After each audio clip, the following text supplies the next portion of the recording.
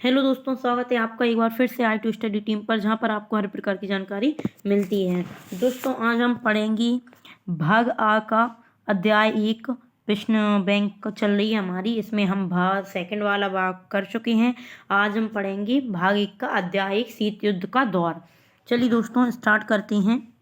अगर आप हमारे चैनल पर नए हो तो हमारे चैनल को सब्सक्राइब कर लें और बेल आइकन को प्रेस कर दें, जिससे हम वीडियो डालेंगे तो आपको उसका नोटिफिकेशन मिल जाएगा। चलिए, पहला है वेल्सिविक क्रांति कब हुई थी, तो इसका हो जाएगा आ वाला हो जाएगा 1917 में हुई थी। बेल्सिविक क्रांति रूस में हुई थी। सेकंड है निम्नलिखित में से कौन कौन एक सैनिक संगठन नहीं है। इनमें से सैनिक संगठन कौन सा नहीं है, तो इसमें हो जाएगा आपका ईईसी नहीं है, सेंटो, सीएटो, नाटो तीनों संगठन है, जिराला नहीं है। चलिए आगे बढ़ते हैं। तीसरा है अमेरिका ने जापान के हिरोशिमा तथा नागासाकी पर परमाणु बम गिराए थे, तो ये किस सन में गिराया था, ये पूछा गया है। तो इसमें अगस्त 1945 में गिराया गया था। चलिए दोस्तों आगे बढ़ते हैं। द्वितीय विश्व युद्ध हुआ, द्वितीय विश्व युद्ध कब हुआ, तो ये 1949 से 1945 के बीच में हुआ था। द्वितीय विश्व नाटो का सदस्य देश था, तो इसमें आपका ब हो जाएगा इटली था। चलिए सत्य देखते हैं सेकंड नंबर का। पहला है शीत युद्ध ने संयुक्त राष्ट्र संघ के कार्यों को गति प्रदान की थी, तो ये हो जाएगा आपका असत्य, नहीं की थी। गुट निरपेक्ष आंदोलन के संस्थापन ट्रूमैन थे, ये भी आपका गलत हो जाएगा। नीदरलैंड नाटो का सदस्य देश था, नीदरलैंड हो जाएगी, लिखेगा यहाँ पे प्रिंट मिस्टेक हो गई होगी, तो इसमें हो जाएगा सत्य। चौथा है सोवियत राजनीति प्रणाली समाजवाद पर आधारित थी, तो सोवियत राजनीति प्रणाली, तो जी भी सत्य हो जाएगा आपका। सोवियत संघ का अंत 25 दिसंबर 1991 में हुआ था, तो ये आपका सही हो जाएगा बिल्कुल। चलिए खालिस्तान देखते हैं। पहला खालिस्तान है इंडोनेशिया के प्रथम राष्ट्रपति कौन थे, तो इसका हो जाएगा नी सुकार्नो, निशुकार्ण हो जाएगा। दूसरा है शीत युद्ध का उदय चर्चिल के भाषण से हुआ था, तो इसमें हो जाएगा आपका फुल्टन। तीसरा है शीत युद्ध के दौरान महाशक्तियों के बीच प्रमुख केंद्र यूरोप था, यूरोप। चलिए चौथा देखते हैं। शीत युद्ध की समाप्ति का प्रमुख कारण सोवियत संघ का विघटन होना था, सोवियत संघ का विघटन हो गया था, सोवियत संघ का, तो इसका प्रमुख कारण था। पांचवा है शॉक थेरेपी अपनाई गई थी, तो 1990 में अपनाई गई थी शॉक थेरेपी। चलिए आगे बढ़ते हैं। एक वाक्य में उत्तर। शीत युद्ध का चरम बिंदु था, क्यूबा मिसाइल था, क्यूबा मिसाइल।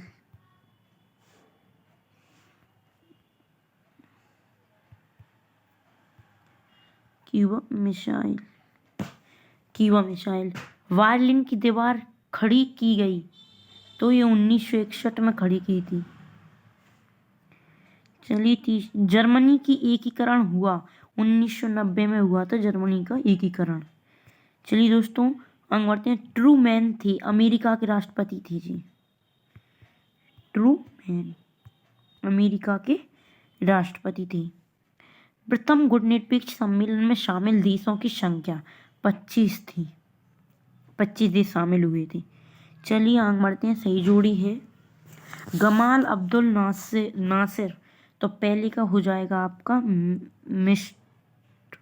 मिस्र। अगला है पंडित जवाहरलाल नेहरू, तो इसका आपका हो जाएगा भारत। मिस्टर शुक्राणु, ये हो जाएगा आपका ए इंडोनेशिया। जोसेफ ब्रांज टीटो, ये हो जाएंगे आपके बी नंबर यूगोस्लाविया। और निकिता क्रुश्चेव, ये हो जाएंगे आपकी सोवियत संघ। चलिए दोस्तों आगे बढ़ते हैं। लघु प्रश्नोत्तर हैं आपकी। तो शीत युद्ध क्या है, सेकंड है शीत युद्ध किन साधनों से लड़ा जाता है। तीसरा है वार्सा संधि में कौन कौन से देश शामिल थे। चौथा है असलंगता क्या है। और पांचवा है प्रथम गुण निरपेक्ष सम्मेलन कब और कहाँ हुआ था। चलिए देखते हैं शीत युद्ध से क्या आशय जी है आपका, आप इसका स्क्रीनशॉट ले लीजिए। चलिए शीत युद्ध किन किन साधनों से लड़ा गया था। शीत युद्ध हथियारों से न लड़ा जाकर घृणा और दूसरों को नीचे दिखाकर लड़ा गया था। चलिए नाटो की वार्सा संधि है ना, वो कब हुई थी इसके बारे में जी, और कौन कौन से देश थे इसमें। सोवियत संघ, पोलैंड, पूर्वी जर्मनी, हंगरी, रोमानिया, बुल्गारिया और जी सब शामिल थे। गुण निरपेक्ष आंदोलन का पहला सम्मेलन कब और कहाँ हुआ था, तो बेलग्रेड यूगोस्लाविया में हुआ था 1961 में, और इसमें 25 देश शामिल थे। और शीत युद्ध के सामान्य कारण, अब जी दीर्घ वाले आ गए, अपन क्वेश्चन देख लेते हैं इसके। इसमें जी क्वेश्चन थी इस जी कंप्लीट हो चुके हैं। चौथा वाला दोस्तों नहीं मिला हमें, आप देख लेना आपको मिल जाएगा, तो हमें नहीं मिला, अगर आपको मिले तो बताना।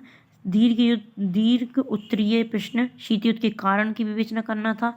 सेकंड है गुट निरपेक्ष आंदोलन अब अप्रासंगिक हो गया, समीक्षा की करनी थी इसकी न। तीसरा क्वेश्चन है अंतर्राष्ट्रीय साधनों पर शीत युद्ध के 5 प्रभाव पर क्या पड़े। परमाणु अप्रसार संधि को समझाना था, और महाशक्तियां छोटे देशों के साथ सैन्य गठबंधन क्यों रखती थी, मतलब जो महाशक्तियां हैं बड़ी बड़ी वो छोटे देशों से संधि क्यों रखती थी। चलिए देखते हैं शीत युद्ध के कारण जी होगा जाएंगे आपके, और इसके बाद गुट निरपेक्ष आंदोलन अब अप्रासंगिक वाला क्वेश्चन आपका जी हो जाएगा।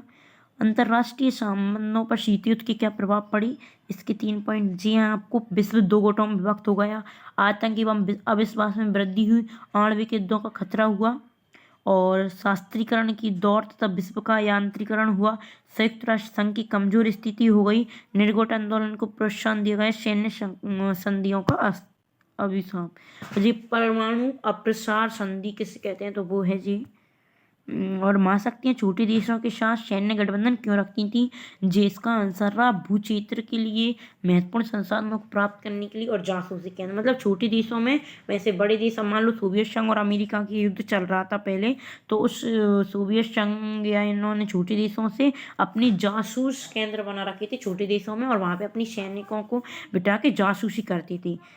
चलिए दोस्तों, अगर आपको यह वीडियो अच्छी लगी हो तो हमारे वीडियो को लाइक करें, शेयर करें और कमेंट करें। मिलते हैं अगली वीडियो में, इसका हम सेकंड पार्ट भी जल्दी लाएंगे। धन्यवाद।